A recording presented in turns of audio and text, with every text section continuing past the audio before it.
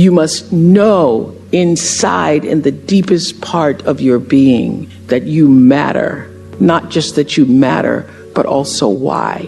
So for me, the foundational base of empowerment, of entrepreneurship, of any kind of engagement, the foundational base of my success, of my well-being, my wholeness, my everything is knowing who I am and where I come from. In my living room right now is a painting that I've owned now for 30 years. You can Google it. It's called To the Highest Bidder. And it's at the center of my house. And it's at the center of my house because it actually is symbolic of the foundation of not the house, but the foundation for my life. The painting is by Harry Rosalind, who was a genre painter in the early 20th, late 19th century. And the painting is over 6 feet tall, and it shows a slave woman on the auction block holding her daughter's hand. And I cannot come in the door, my front door, or I cannot leave without passing that painting. I am reminded of where I come from every day of my life, and I am reminded because I never want to forget it.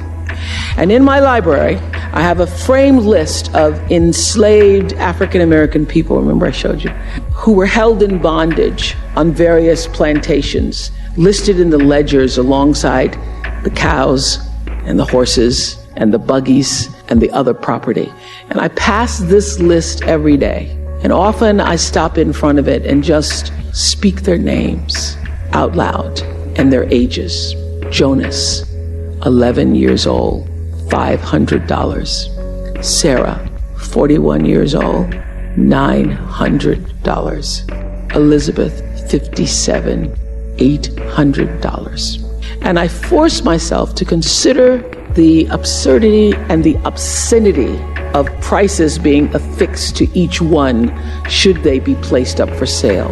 And I sometimes just pause before them with a prayer, particularly before I have to make a big decision about one of my companies or whether I move forward or whether I stay still. It reminds me, speaking those names out loud, not only of where I've come from, but how far I have to go because of them. And it reminds me that I am never alone. It reminds me of what I've come through to get through. And even when I find myself in settings where I am the only Black woman, still, that kind of singularity, it doesn't make me uncomfortable. And I gotta tell you, it never has made me uncomfortable. One of my favorite teachers is Gary Zukav, who says that authentic power is when you learn to use your personality to serve the energy of your soul. So you are the bigger soul that has a personality. When you figure out how to take, I have a big personality. It's lovely, it's charming, but it's not me.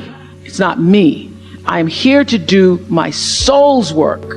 And I use my personality to serve the soul's work. And everybody has a different talent. And the reason we're all so messed up is because you're looking at everybody else's talent and wishing you had some of their talent. All the energy that you spend thinking about, wishing about, being jealous of, envious of anybody else is energy that you're not only putting out, it's going to come back to you negatively, but you're taking that away from you. All your energy should be forced on, what do I have to offer?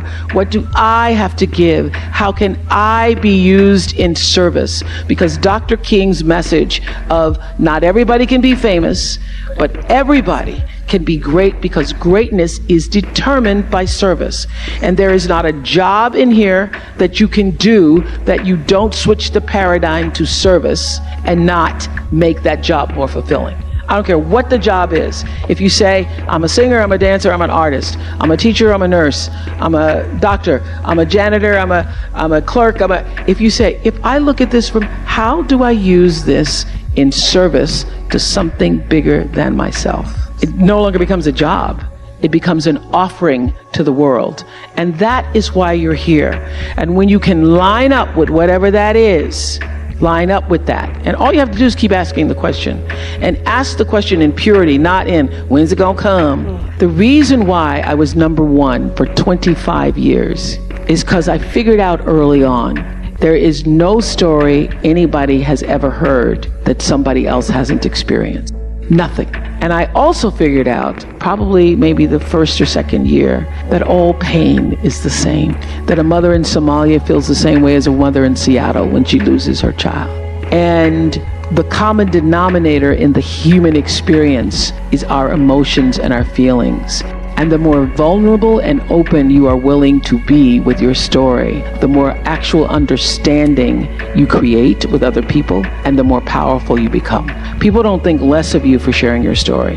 They think more of you for having the courage to share it. Well, what took me from maybe to a certainty was actually a show I did with the Ku Klux Klan. And that's why everything, this is what I wanted to, if I leave you with nothing else, it's just know this for sure. There is not one thing that has ever happened to you, not one experience, not one encounter, not one crisis, not one joyful thing that hasn't happened just to make you better and help you rise. Every single thing you're calling in, whether you know it or not, when you figure out that you are calling it in, when you actually start meditating or praying or doing or having a spiritual practice, which is the number one thing you need if you want to be successful in the world. You need something that gives back and nourishes you, regardless of what you call that. You need to fill your cup so that you can be so full your cup runneth over and you have enough to give to other people. If you don't fill your cup, you end up dried up. You end up tired, exhausted, and don't have enough to give to other people. You end up resentful every time somebody asks you because your cup is empty and now they want some of yours. So your number one job is to fill your cup and make yourself whole. That's your job. So it went from calling to, I was happy to just be on TV. I've been on TV since I was 19. I met my best friend Gail in Baltimore. I knew that wasn't my calling, being a television reporter. I hated it. She loves it. And I knew she loves it. I hated it. I always felt out of alignment with myself. But my father was like, girl, don't give up that job. You making $25,000 a year and you 25? Don't give up that job. So I had those voices, but every day I wouldn't say agony. I was trying to find, how can I be myself, be real on the air? And I always felt like I was pretending and that I was out of alignment. And then when they got ready to fire me, they were going to fire me, but they didn't want to release me from the contract. So they thought, well, let's just pay her out and we can get her to do this talk show thing. So they literally put me on the talk show to get me out of the way. And the very first day, I sat on there interviewing the Carvel ice cream man about his multiple flavors, and Benny from All My Children. Remember, Benny used to be on All My Children. Those were my two first guests. And doing Dialing for Dollars in between. I knew that I had come home to myself. I could not predict that it would turn into what it has, but I knew that I could finally breathe, and I was no longer pretending to restrict my feelings, because I'd go out on stories and I would empathize with people. I'd feel bad for them, and that would show up in the work, and then I would get a little slip from my boss because I had a really aggressive bad boss. So I started to feel then, this is the job that I want, but I didn't know about calling. Holding on to what you really intended. What is the larger vision for what you're trying to do?